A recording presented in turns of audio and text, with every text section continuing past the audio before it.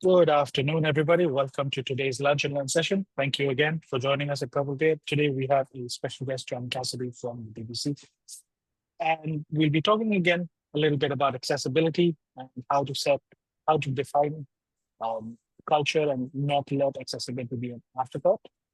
Before we get started, if anyone wants to say hi, you can leave it in the chat. I will read those messages out to Rami. And towards the end, as usual, we will have a Q&A session where you can ask questions as well. If there's any issues with audio, or if you can't hear or see what's on the screen, just let us know. Today will primarily be just John speaking. There isn't going to be an presentation, but we do have a couple of things to cover just before I hand over to him. So as usual, just an update. While John is speaking, while we have the presentation, or while we have the session going on, we do have to keep focused on the speaker. So the cameras and mics will be disabled for the time being. If you've got any questions, or if you'd like to just post comments or start a discussion, we can do that in the chat. So feel free to do so. Right. Of course, as usual, we do have more events coming. We have another one in 2 days, which is the Global Accessibility Awareness panel that we have with our apprentices. And then in June, we have another lunch and learn. And June the 10th, we will just leave an update by email after this session today. For those of you who've joined us before, you know what Purple Bear does. We do digital accessibility, business analysis, and most of our training programs. And we also do boot camps along very different subjects. Now, this is, of course, Johny Cassidy. I will let him introduce himself in detail, but I'm just going to say I'm delighted personally to have him on board, because it's one of those conversations that we've been trying to have for quite a while, and we're absolutely delighted to have you here, Johny. Thank you so much for thank you so much for agreeing to speak with us today, and I will hand over to you. Thank you very much, Rajiv. And it's a massive pleasure, delight for me to be here, to be invited, to be able to talk about accessibility. It's something I'm extremely passionate about. So thank you to everybody who's here to listen to me. My name is Johny Cassidy. I'm a BBC journalist. I've been a journalist at the BBC for a long time, 17 years, nearly 18 years. And during my time at the BBC, most of my time, the start of my career, up until maybe about 4 years ago, I was a business and economics journalist. I worked mainly on TV and radio, so linear broadcasting. So all of our major business output I've worked on the Today programme, on 5 Live, Breakfast TV, all of our main bulletins, the 1, the 6, and the 10. And really all around business and economics. But I decided to move over into digital. You know, the whole broadcast industry is really moving more and more towards digital, digital production, digital journalism. So a lot of our stuff is online now. So I moved over into digital. And although during my time as a business journalist, I had I'd done a lot of online pieces, I would just ordinarily write them and give them to one of our digital producers to process. So I didn't really think much about accessibility, but when I moved over into the team that I work in now is something called Digital Special Projects, which sits in innovation, growth, and AI as part of BBC Digital News. And it sounds very grand, Digital Special Projects, but the ethos of what we do is it's in and around what we call gold moments of news, of journalism. So we were very much involved with the local elections last week. Elections is quite a lot of what we do. We've done the UK elections, general elections, but also lighter things, the coronation of the Prince Charles or King Charles, a lot of stuff around Eurovision, the Olympics, and things like that. But I'm really, really passionate and driven by ensuring that all of the content that we create and innovate with are going to be accessible to as many people as possible, no matter how they're accessing our content. And that's through not just an understanding of what it is that we should be doing as the BBC with this unique funding model and the license fee, but also from a personal perspective, I am a screen reader user, so it's really important to me that I can access our content. It's also important to me that I can access the tools, in the production spaces of the BBC. So it's massively important that that lived experience feeds through. But when I moved over into the digital special projects team, I was lucky enough to undertake a fellowship, excuse me, a BBC sponsored fellowship at the Reuters Institute for the Study of Journalism at the University of Oxford. So I went there, to complete this fellowship. And when I was there, my research was really focused on why blind audiences mustn't be left behind in the visual data revolution. So when we talk about visual data journalism, that's all of the good stuff, the maps and charts and graphs and infographics and all of the real visual journalism that seems to be becoming more and more ubiquitous. As digital producers, we're creating these pieces more and more. And there's an irony, really, that visual data journalism in itself is, a graph or a chart or an infographic, in many ways, is an accessibility tool. You're taking a lot of really complicated data and distilling it into something that is accessible to people, but in a visual way. So there is an irony, really, when we create these pieces of visual data journalism, that by its very nature, it's excluding people. So that's what a lot of my research was focused on, how we need to be doing more, we need to be innovating more, we need to be coming up with solutions, and ways to be able to share that really important information. And this became really, really, really important during COVID, when a lot of the health information, health information, was being given in a visual way.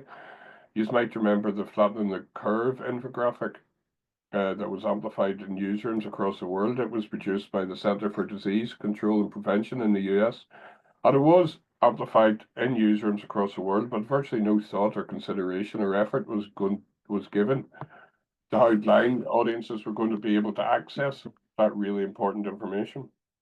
So when I came back from the Reuters fellowship at the University of Oxford, I spoke to the BBC News Board, presented to the News Board my findings, and since then I've been working really, really hard with a lot of different teams across our digital news. I've created and written detailed guidance on alt text. So that's the text descriptions that you put onto images, all the different types of images.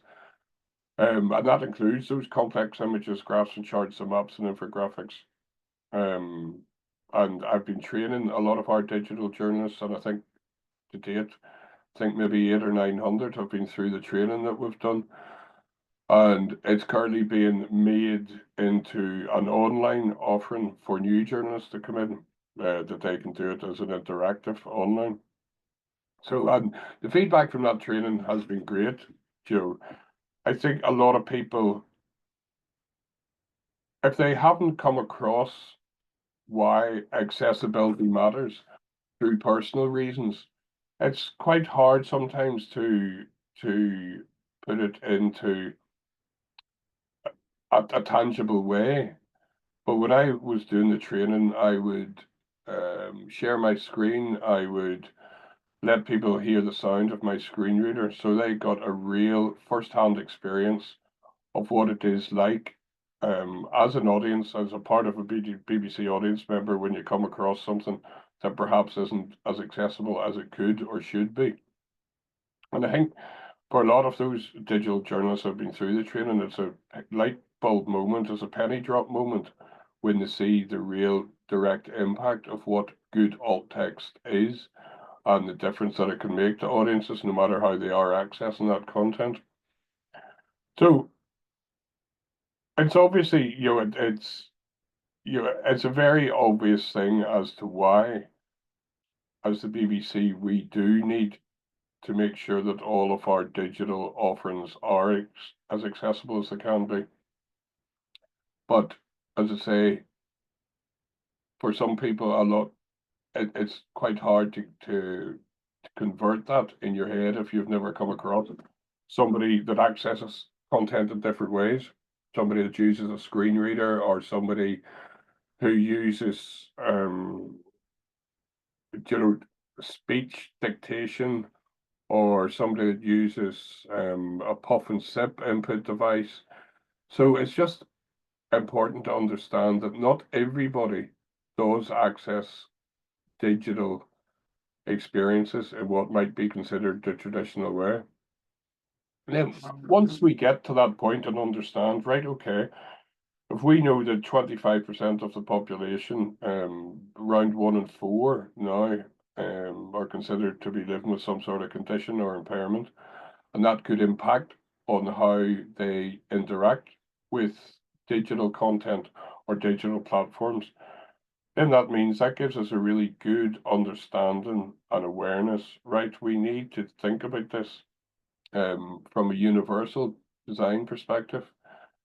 So there's no point, especially if you're a business, there's no point in designing in that narrow, straight-jacketed way when you are going to definitely be excluding a lot of people. I know myself from my lived experience, if I go onto a website and I want to buy something, I've got money to spend, but I can't use that website. I'm not going to spend time messing about trying to make it work or trying to use. If it's not a slick, frictionless experience, I'm going to leave and go to somewhere else where it will work. And I think exactly the same thing goes for journalism. If we forget for a moment that as the BBC, we do have a responsibility to provide content for all licensee pairs in an accessible way. Journalism in itself it's crucial that we have equal and equitable experiences. If we do take the examples of elections, local elections, general elections, we need to be providing information in ways that everybody can access and understand and interact with. And if we're not doing that, then we're doing a disservice as a public service broadcaster. And I think exactly the same thing does go for other retail experiences. It just makes absolute sense as a retailer, as a digital retailer with an online space, that you are going to make your website as navigable and as user-friendly for everybody as you possibly can. And we know there has been so much research that has been done about the curb cutting effect and how universal design, when you design for people who interact in different ways, the knock-on effect is just huge. You make the user experience far better for everybody. So that concept of universal design, it just doesn't mean that you're having to do a lot of work for one narrow group. That work means that you're going to make things better for everybody. So when we think about designing and how it is that we are going to design an online digital interactive experience, I think a lot of the messaging that I'd like to say to people is, right, okay, if you choose to go down this route, who are you potentially excluding? And once you've worked out who you potentially excluding, you have to ask yourself again, well, are you happy to exclude those groups? If 25% of the population has got a disability, condition, or impairment, are you happy that you potentially are going to lose out on that custom? And if the answer is no, which obviously it should be, never mind the legal requirement because of the 2010 Equality Act, but are you happy as a retailer to be losing out on a big potential chunk of income? That's okay, then crack on and do what you're going to do. But I would think anybody with a bit of sense would think, right, okay, yeah, we don't want to exclude anybody. So if you have that agreed, and then you start thinking about the different ways that people do interact with the internet, with the web, with websites, with different digital platforms, you can start designing accordingly. And when I have been doing training and training journalists, it's interesting that a lot of people haven't come across, or they think they haven't come across, somebody who's disabled or somebody with a condition or impairment that limits the way that they interact with the internet. But I'm sure they have. Um, a lot of people wouldn't know that I interact in a different way because of the way when I use a system or a process or a platform that is well designed, the barriers are taken away. And we talk a lot within disability community about the social model of disability.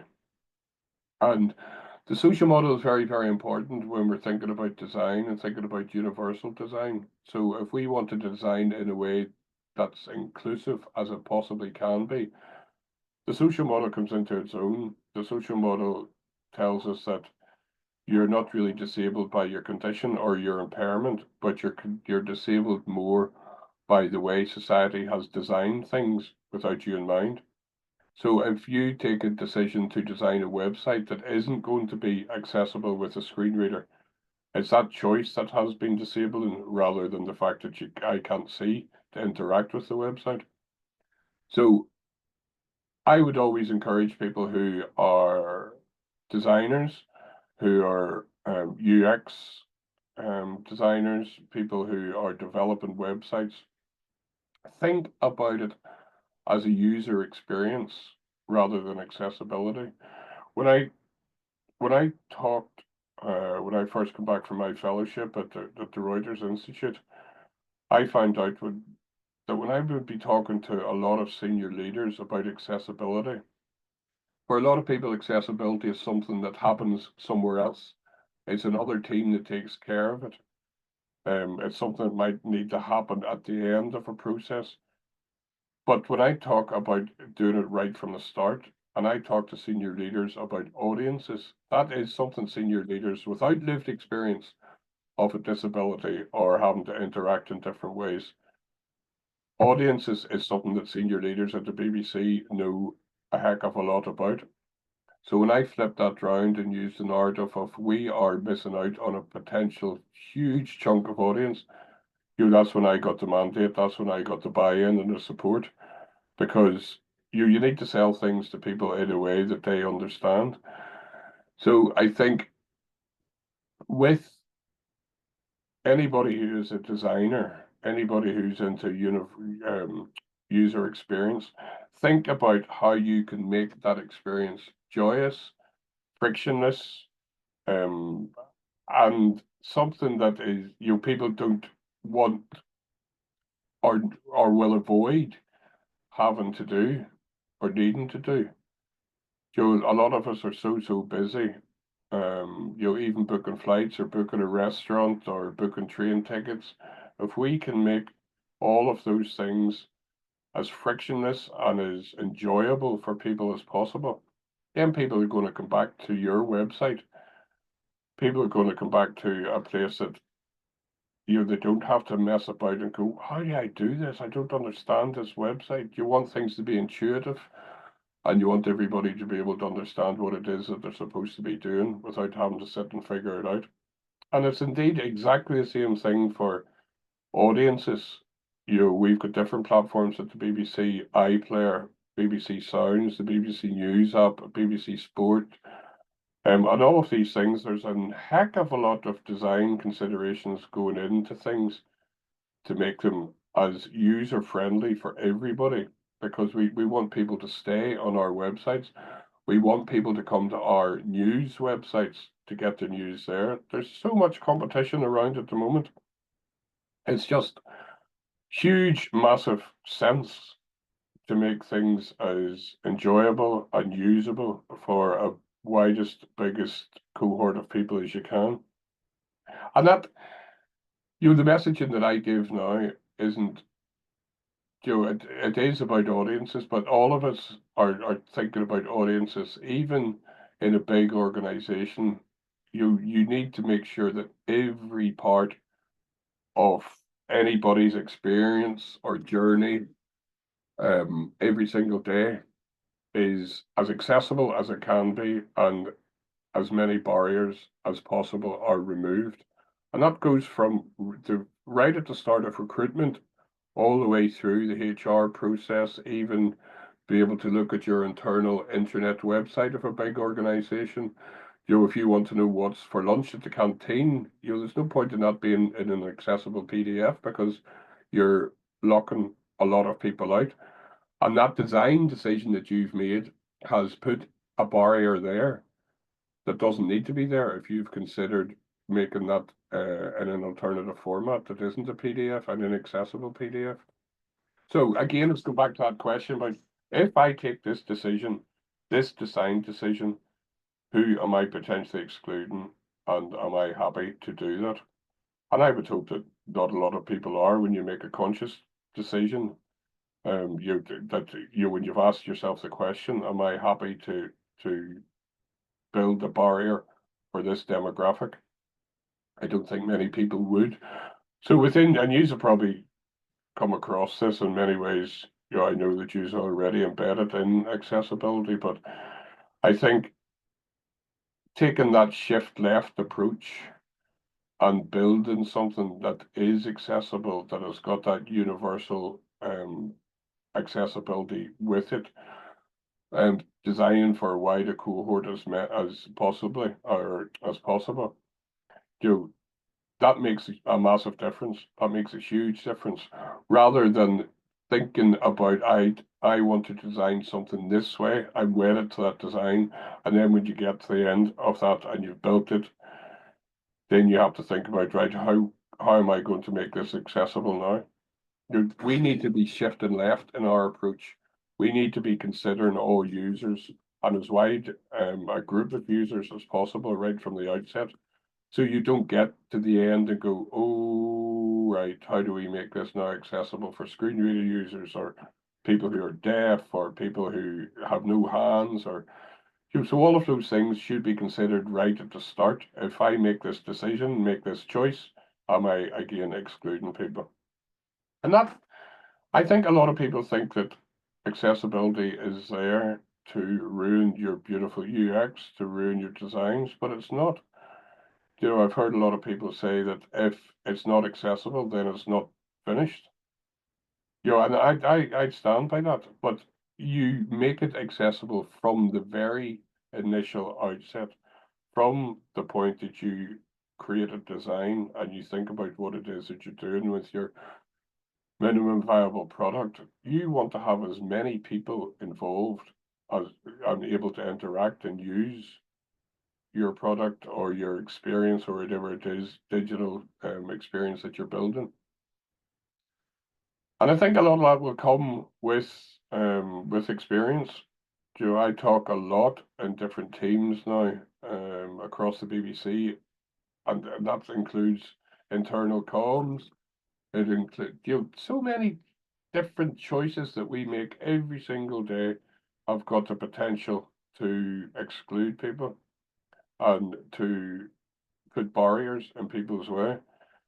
Even small things like having your email signature as a JPEG without a proper alt text, that has that has excluded people who can't see it. But by just putting alt text in, or else deciding not to do it as a JPEG or a PNG, you're just writing it, a screen reader user can access it. But if you do want to take that and make it a lovely design, make sure that you have alt text there, so that important information, like somebody's job title or their phone numbers there. So again, just about awareness, just an understanding of how different people interact with the internet and interact with digital experiences. I think it is a lot about awareness. And I know, Rajiv, I heard you talk there, that on Thursday, excuse me, you have got another event about Global Accessibility Awareness Day.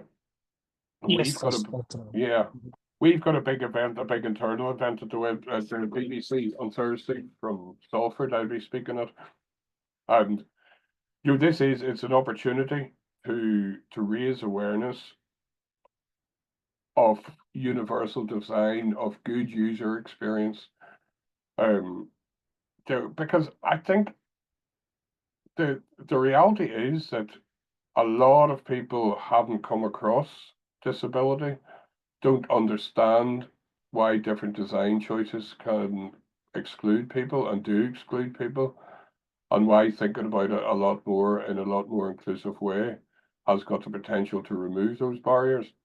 So GAD this year for us at the BBC, it's a big event. It's one of our blue ribbon events. Away from my day job at the BBC, I'm also the co-chair of our disabled staff network, BBC Ability. And a lot of what my work as in that role is we're there as a staff network for deaf, disabled, neurodivergent colleagues at the BBC, but also allies who perhaps haven't had that experience of disability. A place where they can come and ask questions and find out. A lot sometimes people are afraid to ask questions because they might come across as, rude, or people might take offense at some of the questions or how they're asked. But that's what we're here for as the staff network, but also then to be a critical friend to the senior leadership team and to talk about, right, okay, if you do want to have a big comms campaign from the Director General about why we need to be an inclusive BBC, you cannot send that out in an inaccessible PDF, because all of the great words that you've said about being an inclusive employer, it just means nothing. And that's not a deliberate thing that people do. It's just again through lack of awareness. So we will want to have people from all across our organisation come to our Global Accessibility Awareness Day event on Thursday. And that give from procurement to comms to design to audience research, all of the different elements of a big organisation.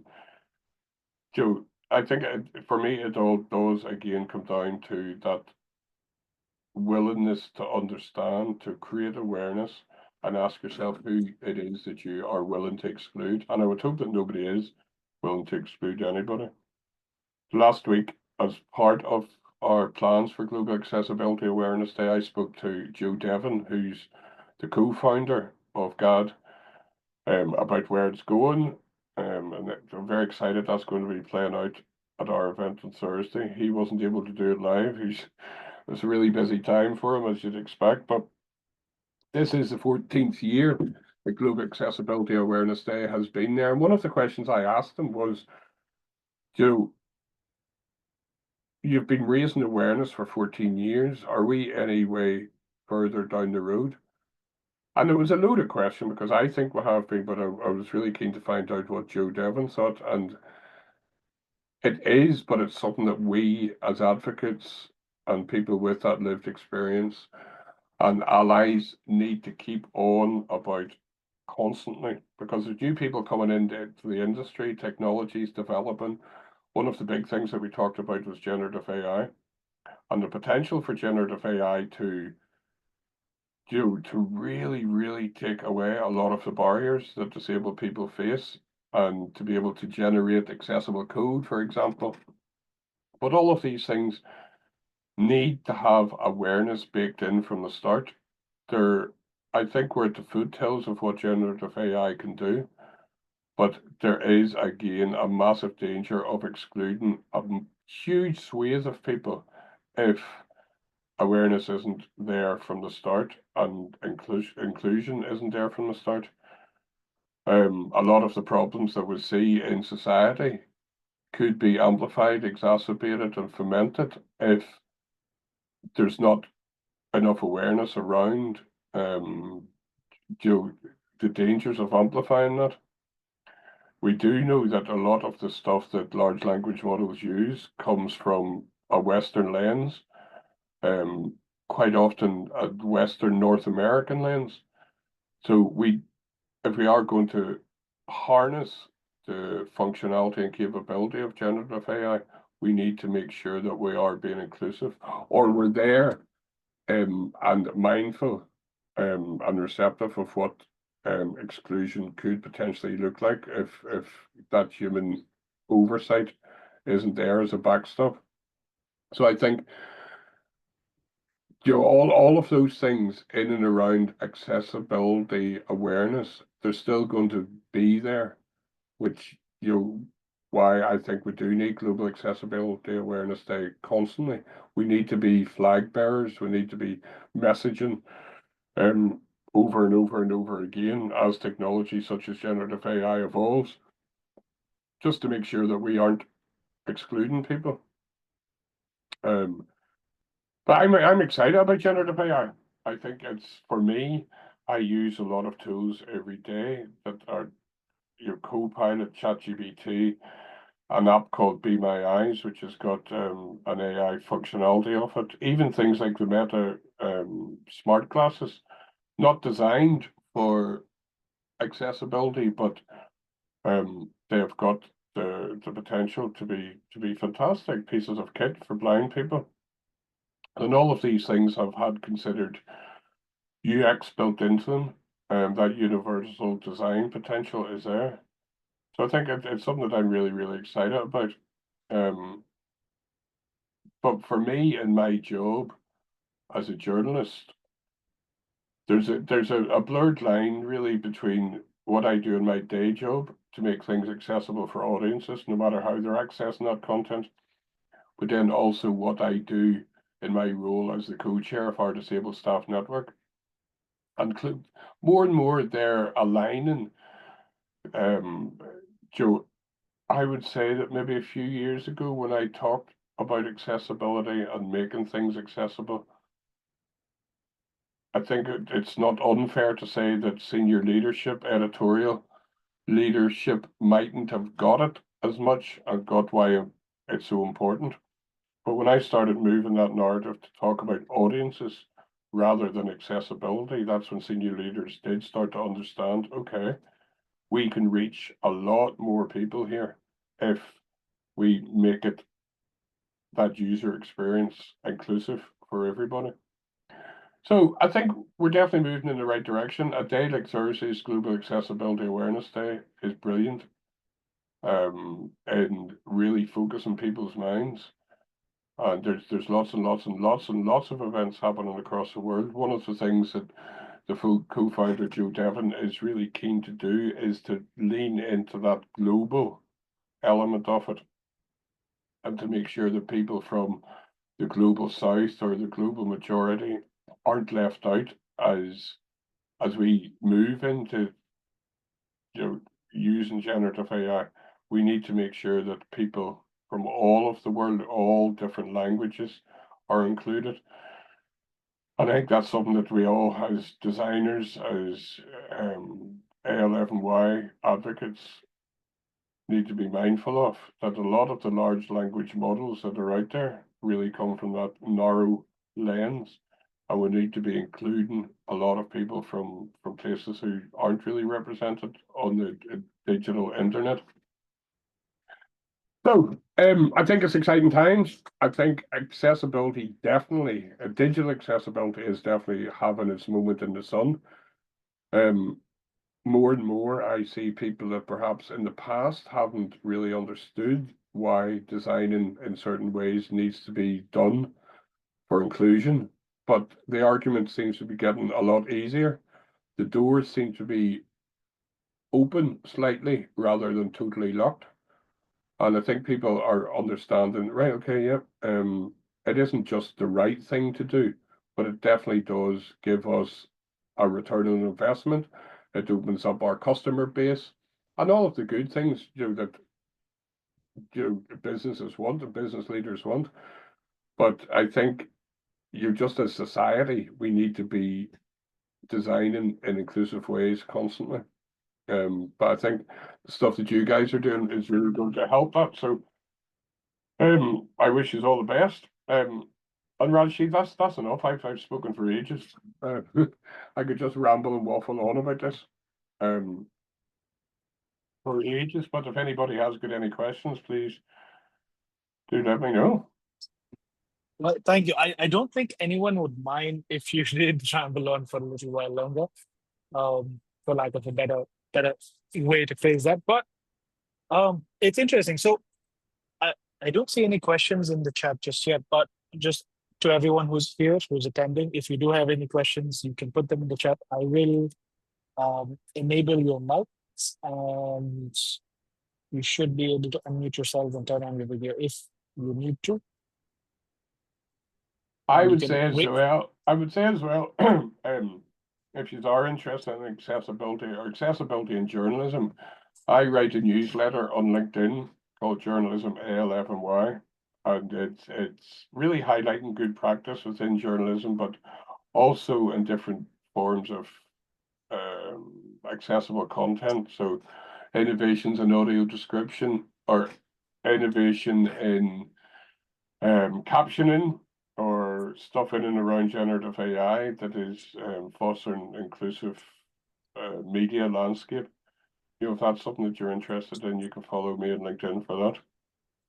But I think Okay. for it might be just that it's an echo chamber. You know, a lot of times the algorithm throws up stuff that you're interested in, but I seem to be seeing a lot more on X, on Facebook, on LinkedIn, a lot more people talking about digital accessibility and universal and inclusive design. And that's across the board, you know, universal design for learning, retail digital experiences, the understanding of generative AI as a massive potential for good, but also the dangers that it is going to exacerbate some of the issues that society is facing. And not just around disability, a lot of the different demographics that have been oppressed in the past. You know, there's a real danger that if we don't think about it in an inclusive way, that it exacerbates a lot of that exclusion. So I'm really interested and excited to see where generative AI goes. But I think those conversations are definitely being had, which is fantastic to see. It's not just something that is going to need to be changed once it's too late. But even the user interface for a lot of the LLMs, and you know, a lot of consideration is being given to how those can be used by a wider cohort as possible. So for me, it's all very, very, very positive. But then, you know, that it's only as positive until your next negative experience, isn't it? Yeah. I mean, I think at this point, it's for me personally, I'm being cautiously optimistic. Let's think of it that way. Because yes, of course, with things like generative, the fact that we're having more conversations around accessibility, and the fact that we've got we do these sessions every month, and we have a couple of dozen people who regularly actually show up for these sessions. It means that, at least to me, that there are people who are having these conversations and we're headed in the right direction. But we've got to be more aware. We've got to pay attention to what we're discussing. Yeah, Iron out the details, and let's not leave it open for um, interpretation, because that's when we lose definition of what we're trying to achieve.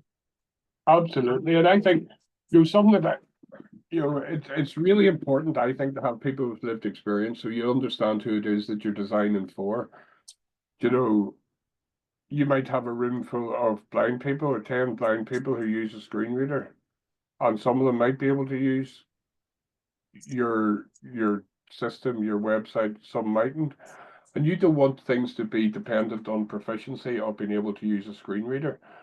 You want to design something that is as frictionless as possible, as easy to use and intuitive as possible, that everybody can use it. And if you do that for screen reader users with the lowest proficiency of a screen reader user, then it's going to benefit loads of people. You can have things that are technically compliant and do reach WCAG 2.2. Mhm. But if something is, as a screen reader user, you have to do 8 different tabs or cursor down loads. Is that an equitable experience? I would argue absolutely not. So we do have, I'm very thankful of WCAG and ATAG and some of the other different compliance things that we have, the European Accessibility Act, I think, is going to be a massive game changer. But we need to be thinking more and going further than just compliance. We don't want compliance should be the very, very lowest that we're aiming for. And then we as designers should be thinking about creating the best possible user experience for as many people as possible. Yeah, absolutely.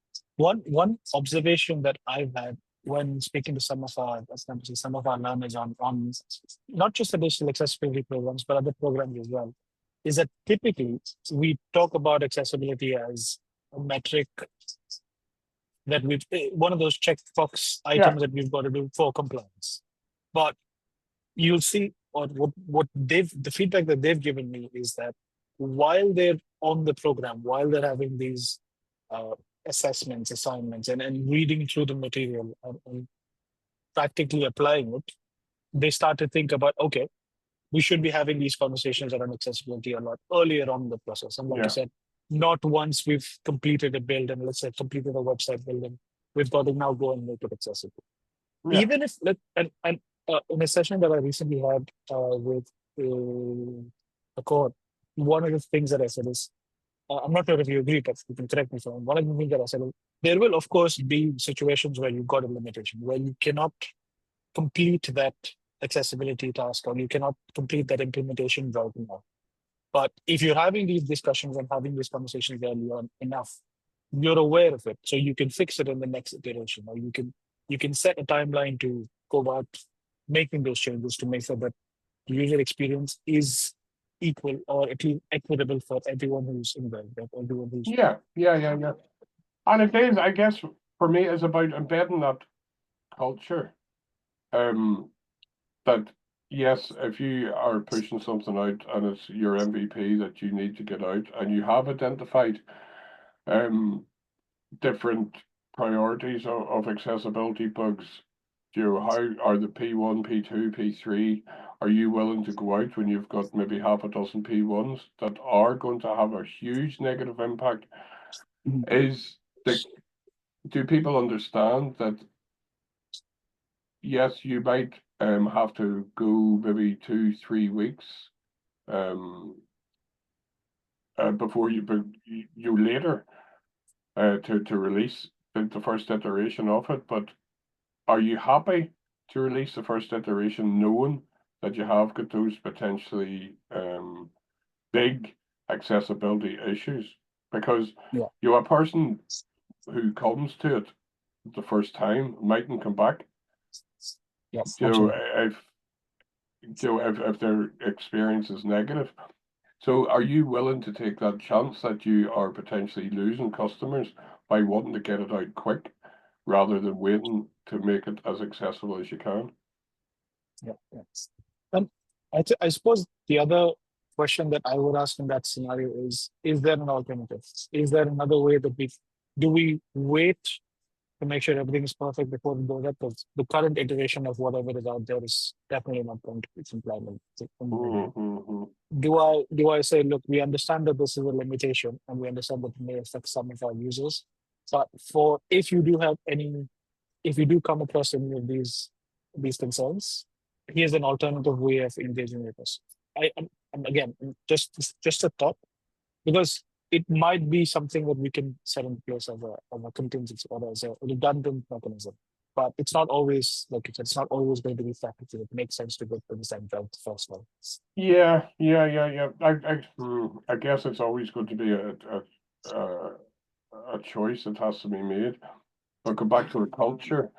If everybody knows from the outset that they want it to be as accessible as possible, and every part of the journey within that project, every sprint is being done in the most inclusive way, then hopefully when you get to that point where you are going to release, there shouldn't be as many P1s there, top priority accessibility issues. But a lot of developers, a lot of UX people that I come across now, because I'm a journalist, I'm fundamentally a journalist, and so I'm not a technical person at all, and I'm a journalist, and I'm somebody that has the experience of using digital products that have been brilliant and digital products that have been rubbish. So I can explain to developers or to UX people, right, okay, if we think about the user journey in this way, is there a way to be able to do it that way? That you're making it seamless and frictionless. And I think having that insight from users is quite a valuable thing. I know it sometimes is expensive for companies to Mhm. be able to have that insight from real life users, but that's a lot. That's going to give you a lot more information than just having automated testing that is potentially WCAG compliant. You don't really get the user journey experience when you do it that way. So again, to me, it's always going to be about culture and creating a culture within your business, within your organization that wants to be inclusive right from the very outset. Yeah, yeah, wonderful. Well, that makes us absolutely sense. And I think that's what we've seen as well. Like I was just talking about earlier, we've seen that shift in we're not doing this just because we're being told to. We're doing this because now we're paying attention. We're seeing things. We're noticing things around us that make us think, okay, this is something that we need to Absolutely. we need to pay attention to. Okay, good. Do we have any questions from the attendees? You should all be able to unmute yourselves if you want to. Please make sure you raise your hand just so that we don't have crosstalk. And if you've got any questions for Johnny, you can go ahead and start. Yeah, I'd be interested in talking, and any of you would be able to tell me about your experience with accessibility, what it is that you know about it, why you'd want to come along to a talk like this. And I'm not going to put anybody in the spot, but it'd be great if somebody could come forward and That's an interesting question. Let's see. I'm just going to see if invite groups. oh, Oh, Ben said he can't unmute. oh, I can now. Oh, good man, Ben. How are you? Yep. So I'm just starting the course actually. I am a designer by background, and I just sort of feel like I've got quite a bit of experience around that more very the graphic side of a graphic user interface, I guess, color contrast and font size, and doing a great job with all that sort of stuff, but very limited experience with the designing for assistive technologies, as you say, sort of from the start, Johnny. I think that's what I want to kind of really get better at. I've worked on various projects where you go back and you try and fix stuff to make it compliant, and that is just, well, a headache and not the right way. Not the right way to approach it. Absolutely. That retrofitting of accessibility is, it's difficult, and it's difficult for anybody to be able to do that. If you build something in a certain way and then have to go back and you put round holes or round pegs into square holes, it never seems to work quite right. That, I think, when Apple first introduced the smartphone, the iPhone, and it had voiceover baked into the operating system, that was something that you seen how beautiful an experience could be as a screen reader user, because it had been considered, in the native operating system in the past. Before Apple did that, you would have to buy additional pieces of software to put onto your old Nokia, just to get the voice or to be able to text. But it never worked brilliantly well, because it was something that was being added on afterwards. But Apple had the vision to do that and build it into the operating system. I think that's why you get so much loyalty for Apple products from blind people. But what you talk about there about the fonts, color contrast and everything, even if we fix those, the latest WebAIM million homepage checker report was out maybe about a month ago, 4 weeks ago, and it's still found that around about 95% of the top million home pages have got some sort of accessibility issue, but they're not huge game or deal breakers. It's missing alt text, it's low color contrast, it's lack of descriptive links, it's not a good heading structure. And all of those things are like accessibility 101. They're so easy to fix. But it's just having that initial awareness of it. So even if one person changes one thing or does their alt text better or make sure that an inline link has got a good description of where it's going to go to, that all of that makes such a massive change. So the small things are still really important. Really important.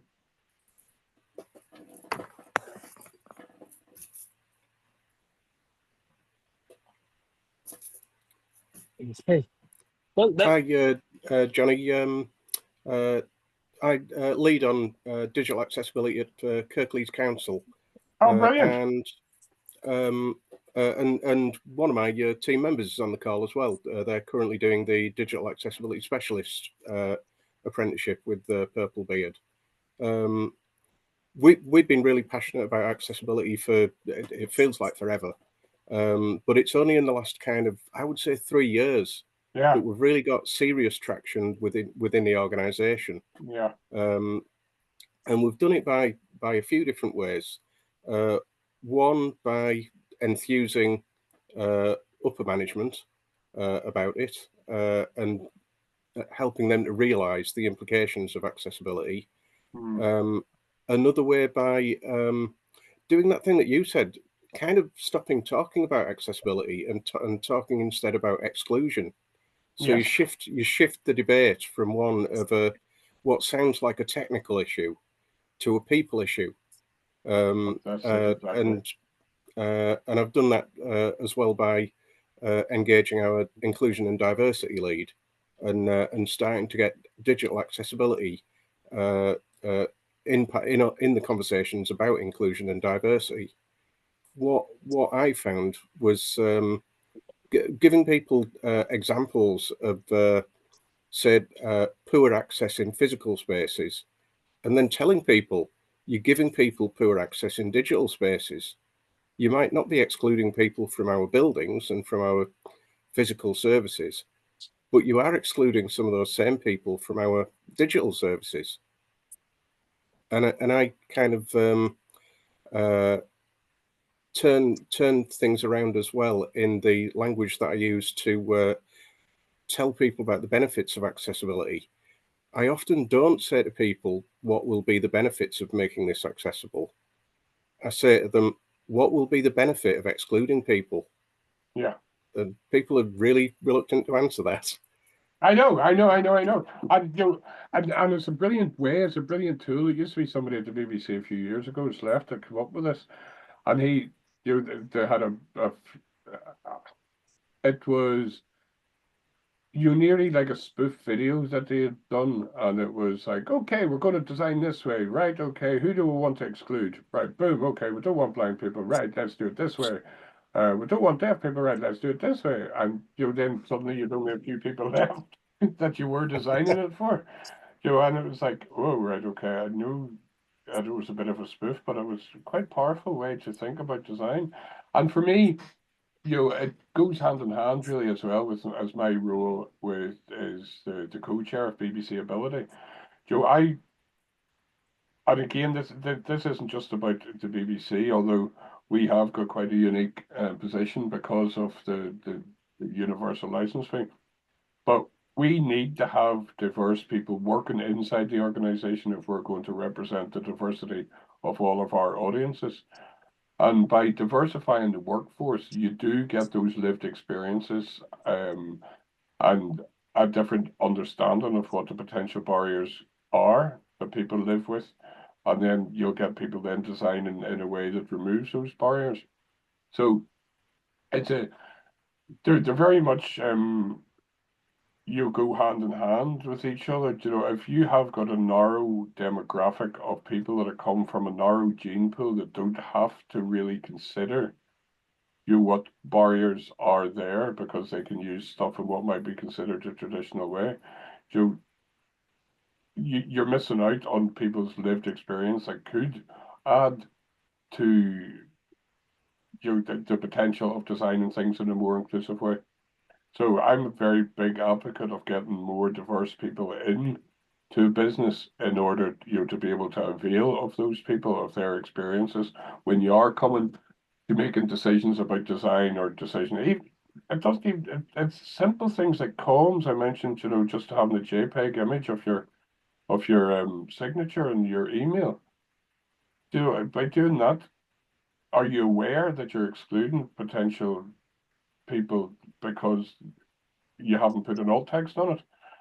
And just being able to really push the messaging across a business or an organization about the different ways that people are accessing content.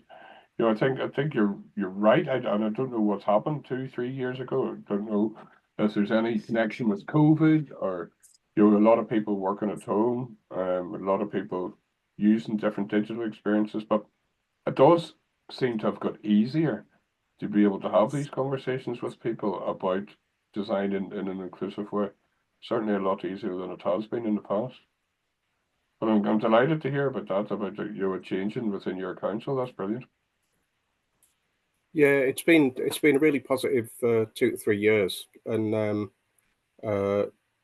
we've been able to make a lot of change, and we've got to a point where I would say we got a lot of either quite visible or virtual eye rolling when we mentioned making things accessible until then. Yeah.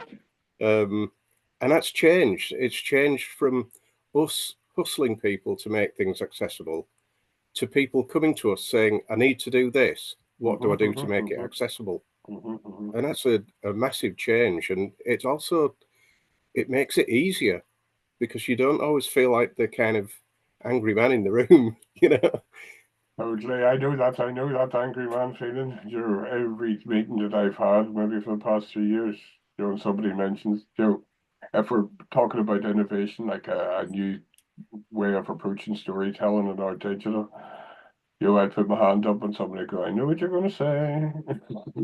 Is it accessible? Has it been tested?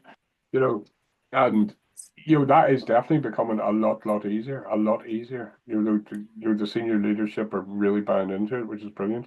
And it's good to hear that that's happening in other places as well.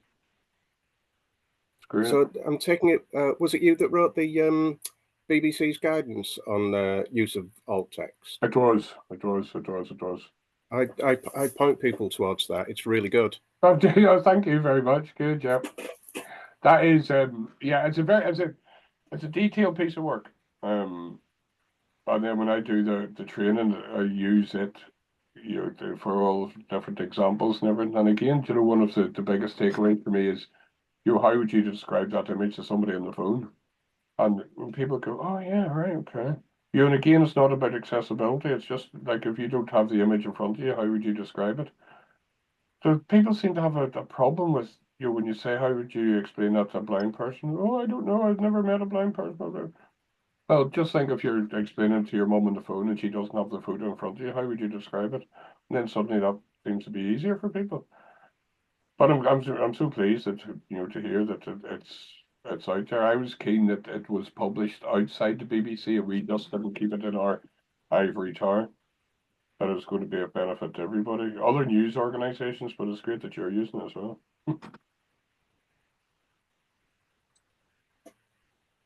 Thanks very much, Johnny. No worries. Good chat to you, mate. Good chatting. Does anybody else get any other questions? Anybody else?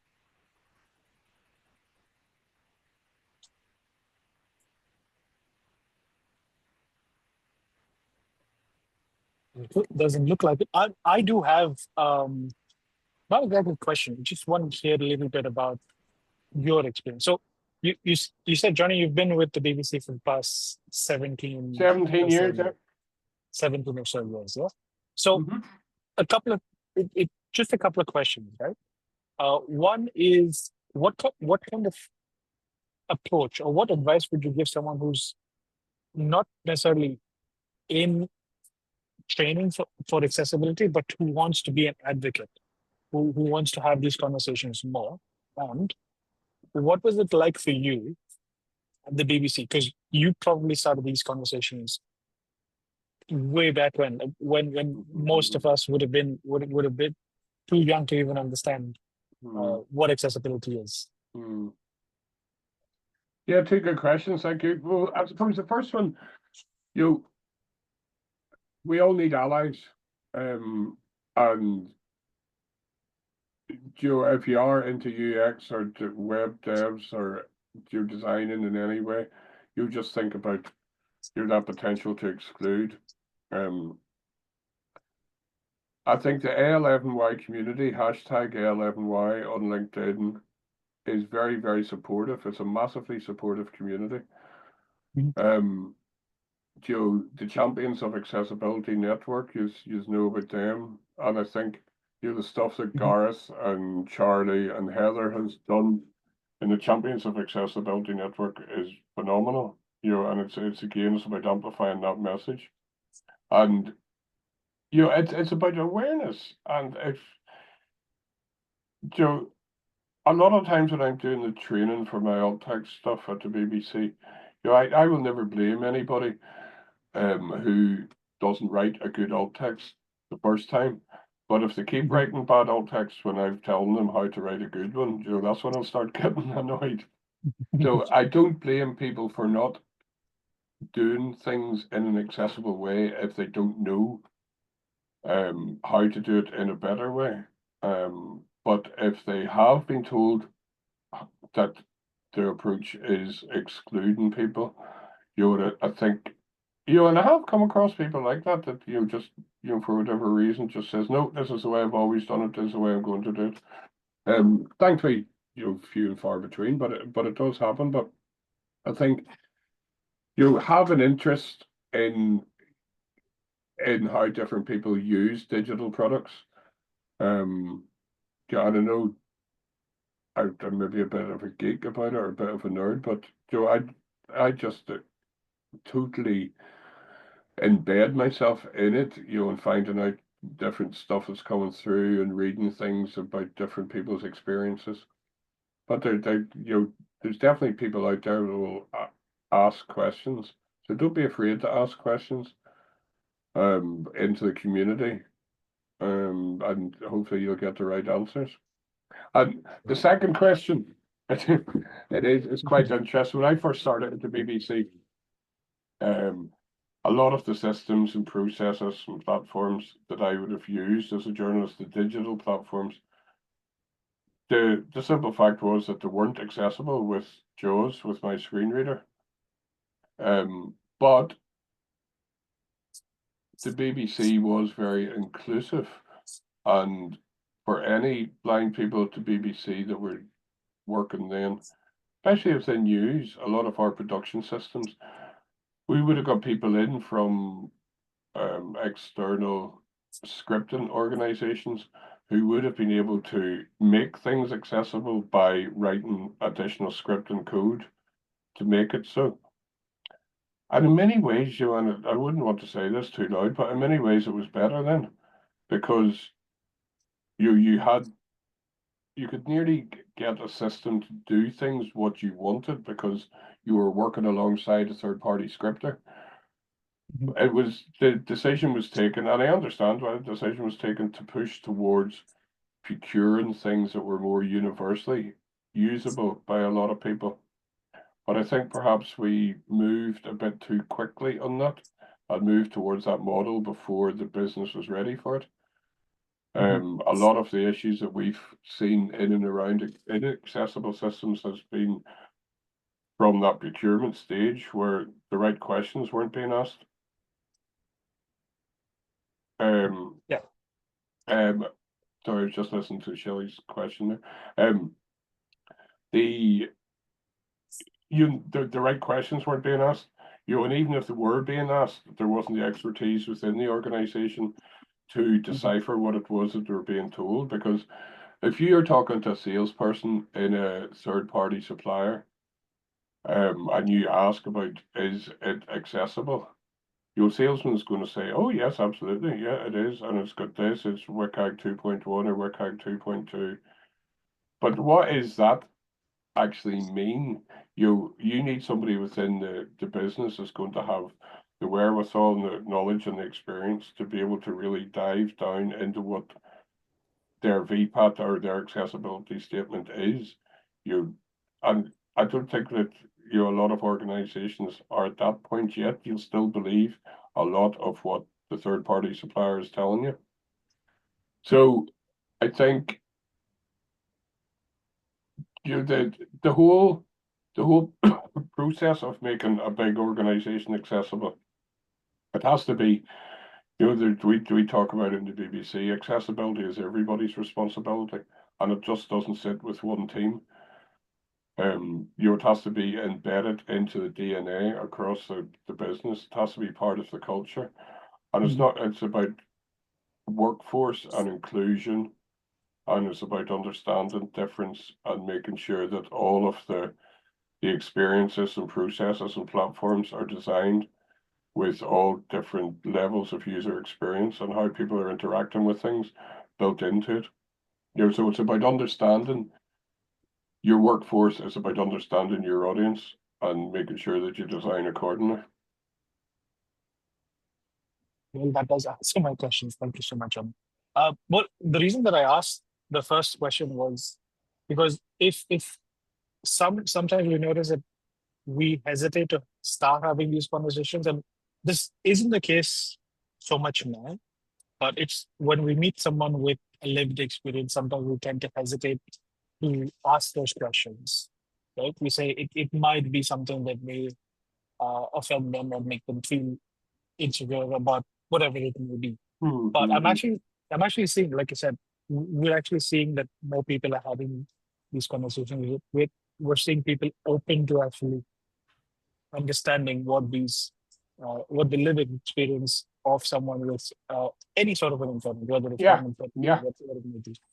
Yeah, and I think that's important, isn't it? That you don't just rely on automated testing, or you understand the user journey, how people are actually interacting with your digital products. People use different types of case studies, don't they, and those user personas and things like that, and they're good, but real life users are the ones that will be able to give you valuable feedback. But there's a question there from Shelley. Can you read that, Rajiv? Yes. Shelley asks, UX designer, she's a UX designer at a digital agency. I feel we are fairly good at meeting accessibility guidelines with our UI designers, looking at contrast, etc., and developers looking at alt text, screen readable code, etc. However, I'd love to know how I can do more to create those more than just for compliance, great, joyful experiences at a wireframe design stage. Are there any good resources, examples to learn from? Good question, Shelley. Again, it's just you follow different parts of the L11Y community on LinkedIn. There's so many people out there that writing brilliant blogs. Follow my newsletter, Journalism L11Y, another plug there. Join the Champions of Accessibility Network. There's loads of brilliant resources always being shared in that. That is in LinkedIn groups. Just if it is something that you will find that once you start looking into it, things will just start appearing on your LinkedIn, or if you're following people, they'd be sharing things. But yeah, good, Graham. Yeah, I agree. Champions of Accessibility Network is it. I think there's so many people doing really, really good stuff. And the Champions of Accessibility Network of people come along and doing talks, and then the recordings are put up into the network group. So I think it is just a case of, if it is something that you're interested, excited, and into, just start following people, and all those resources will just come. You'll come across them.